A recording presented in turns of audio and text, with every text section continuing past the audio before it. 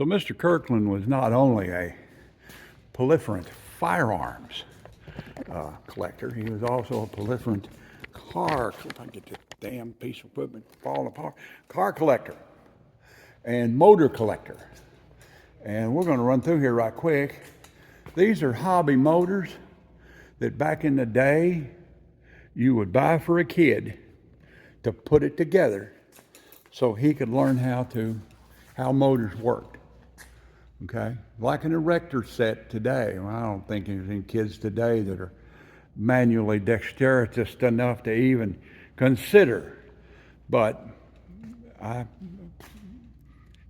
but these are motors that kids would assemble either as a school project or a home project, both gasoline and steam, and it's pretty cool. Hit and miss motors. Hit and miss motors. Believe it or not, I actually know people still use these, but they never wear out, And there's an upright hit and miss. And then this style here, which I think this is a Deering, John Deere, going by the color. And there's a two-lung hit and misser over here. Hit and missers are pretty cool.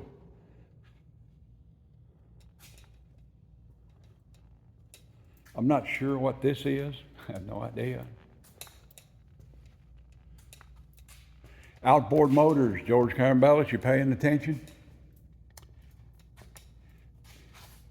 My dad had this one, this little Elgin. We go down to the boat dock and they call them trunk motors. You pull them out of the trunk of the car and you carry them down to the dock and you pay the man the $3 a day rental on the boat and you put it on your boat and away you go.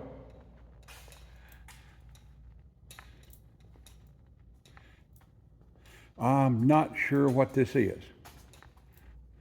This may just be a demonstration motor. A lot of times they'll take these old motors and they'll just set them up. It's got a trailer hitch on it, and they pull them to the county fair and they'll demonstrate the old motor. I've never seen one for an automobile motor before. Mostly they're tank and airplane motors.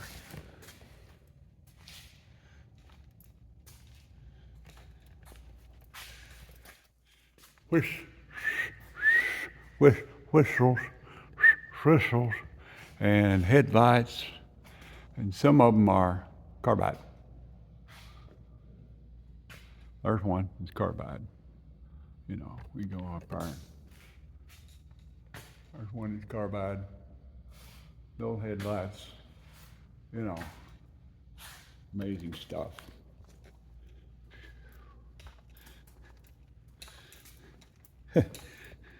So I don't know if Mr. Kirkland made this up or what, but here it is. It's a refrigerant compressor attached to an electric motor, goes to a cylinder, runs up here, and you've got all these different steam whistles, which will also run on air. So it's a demonstrator, I suppose.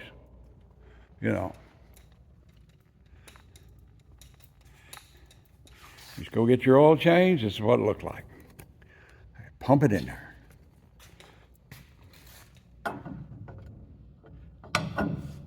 Pretty cool stuff. More kit motors, hobby motors. There's a paddler. This boat. Mr. Jones. Yes, ma'am. I need your address. 129 Benton Street, Bergen, Kentucky, 40310. Bergen. Bergen, B-U-R-G-I-N. And a phone number. My phone number is 606-305-8455. Thank you. This boat is called a paddler, and you used to be able to buy this from a kit in Popular Mechanics and put it together yourself. Well, you can row this boat the way it's made. You can row this boat looking in the direction that you're going. That's what that double joint is on the ours. Allows you to Used to be a pretty common thing on Lake Cumberland. You see guys fishing out of them all the time. There's a high wheeler, also known as a neck breaker. This guy, what is this? Is this a Maxwell? Marmon, 1924 Marmon. You know. Class. Here's a half track. Didn't expect to see that here. It's actually a Model T pickup truck with half track tracks added to it. It's pretty cool. That's very cool. For mail deliveries. Looks like the half track tracks on a weasel. That'd be pretty cool to go down the road. What's this guy? This is Capone's car. This is Super 8. 8-passenger sedan. Going for a ride, see? There's another high wheeler.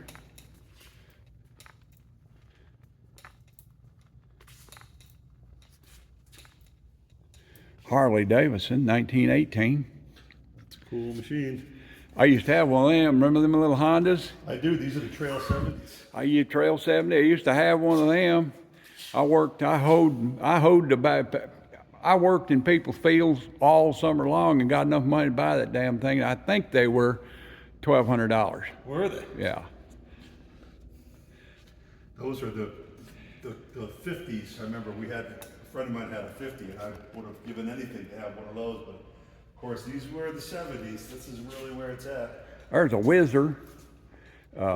They made those for World War II for paratroopers to ride around on, and then they made them commercially after the war for a little while. So they drop these out of the planes with the soldiers? Yeah, in a tube. They'd have them under the wings in a shipment tube. All right on. And they'd drop it out just like a bomb rack, and then the guys would be able to ride them, use them for reconnaissance and messenger deliveries and so forth. Centrifugal clutch, I think, right? Centrifugal clutch, yeah.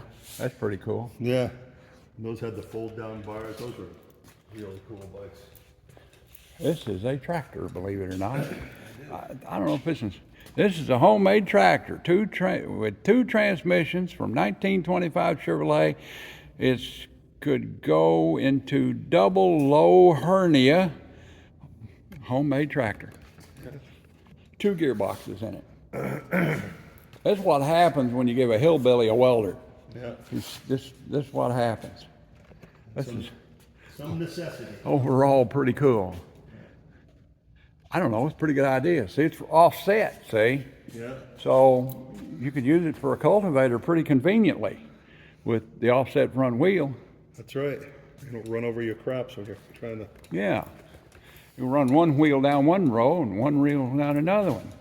There's a 1904 Maxwell. Ought to have a Jack Benny mannequin right beside it, and Rochester on the other side.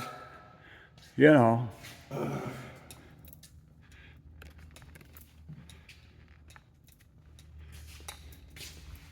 Pierce arrow with a gun box on it, or a golf club box. You know.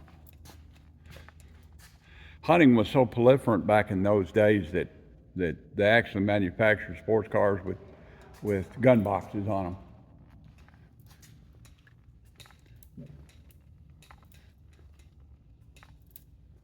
There's an electric car, the early Tesla. The Tesla. 1910 Waverly electric car. As you can see, the electric car is not a new failure idea. It's an old failure idea. It's been around failing for a while. You know.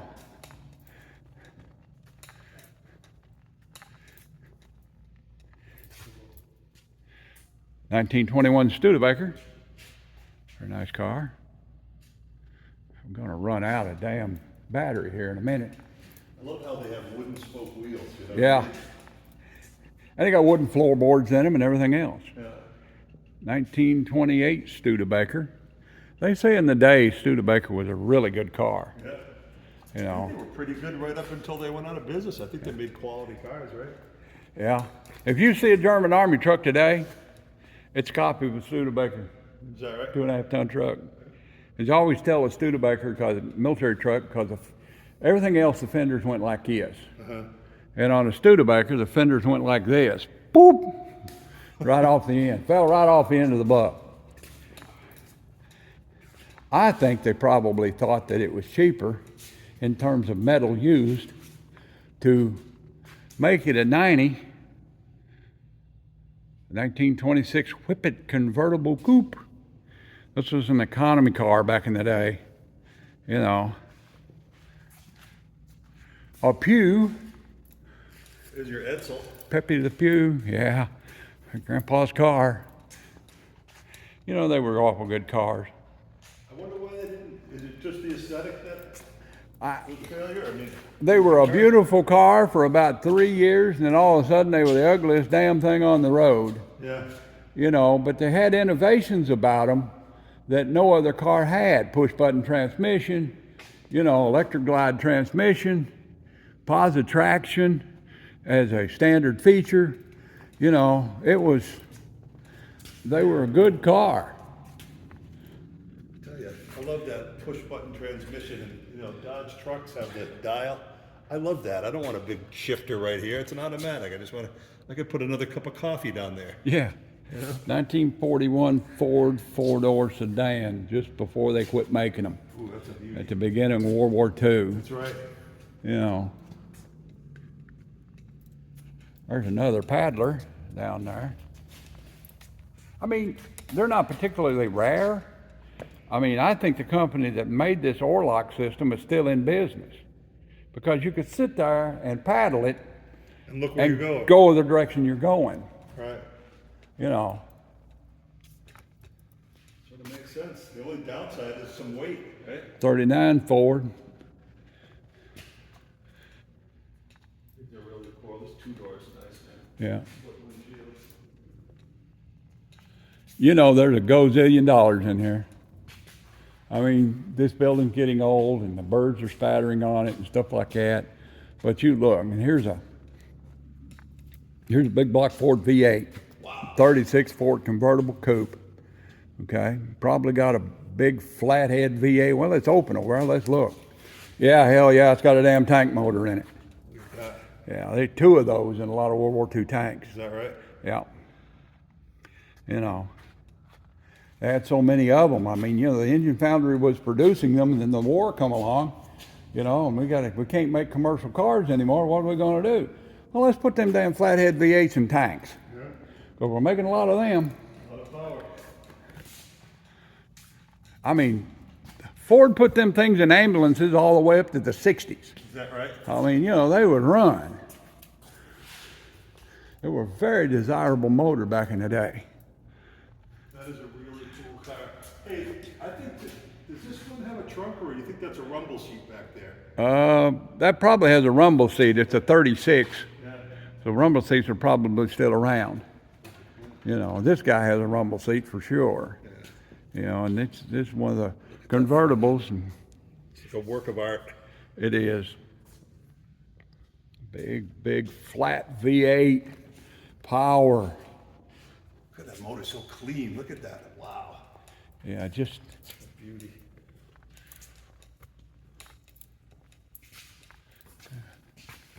.1928 Ford pickup truck with cloth top.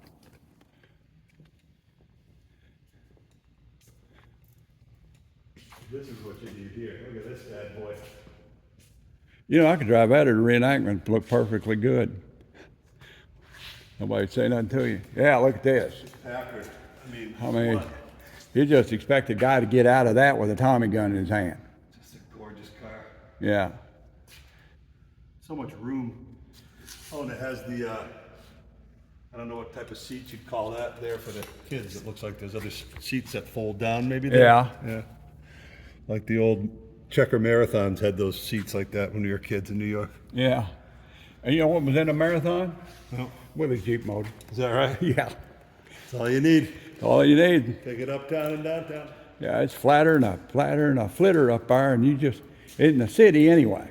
And they'd go forever, those motors. They'd have I think, yeah. That's why they call them marathons.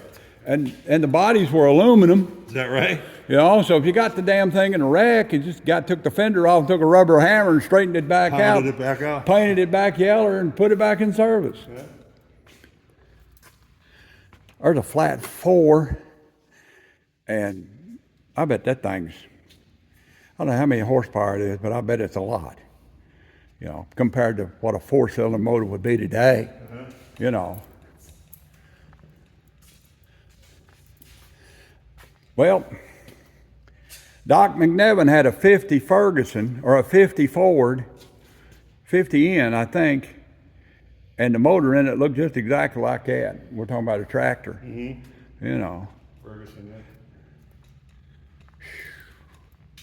This is a 1914 Ford Model T runabout with just steam whistle on it. You know. Look at that cop radiator cap. Yeah. When it gets lower, starts boiling over, probably the arms probably spin. Be my guess. I mean, you know. Well, I've been all the way around this thing. Wonder what happens. Looks like the bulb is cracked, so I'm not going to squeeze it. I'm going to squeeze the lady's bulb. I don't want to get no trouble. You see these old outboards here? Yeah. Yeah, my dad, that second one from the end, the third one from the left side, my dad had one. My dad had one of those. Back in the day when you would carry the 2-horse outboard motor around in the trunk of the car and haul it down to the boat dock and give the guy $2 and throw it on the back of a wooden boat and go use the boat all day. There you go. You know. All you needed was the motor. Yeah, all you needed was a motor. That is really something else. I got a buddy named George Carambella. He must have 200 of these damn things. Is that right? Collects them? You know, yeah. His daddy owned a marina for years, and he got the collecting bug, and he was on guns for a while, and then he got started on outboard motors. And it got eventually to where it didn't have any retail sales space in the damn marina because it was full of outboard motors. I'll take one of those. I'm sorry, that's not for sale. Yeah. Well, I was looking at these when I came in. These are 19-teens, 1920s, 1930s, up into the 50s probably, motors, steam and gasoline motors that you would buy for a kid, and he'd put it together and learn how that worked. How it works, yeah. That's You know, pretty cool. that little steam engine down there, I think you could buy that, until just recently. That one there in the middle. And, you know, it's just, what do we do? How do we teach kids stuff? Apparently we don't do it now. It's like, there's some pretty ignorant kids out there, but there's some pretty smart ones too. You know, my nephew Harvey's, that guy is mechanically wasting his time driving a forklift. He needs to be bending tools. Whew, I'm running out of life here. There's a whole bunch. Maybe on the next trip we'll do these showcases. All right then. That, like about it, share, commentate, and subscribe. Come on down here and check this place out. It's in Union City, Tennessee. You can Google. You can look it up on the computer, you know, and get in here and take a look at it. It's pretty cool. All right then. Like I say, share, commentate, and subscribe. We'll see y'all when we see you. God bless everybody and join the NRA.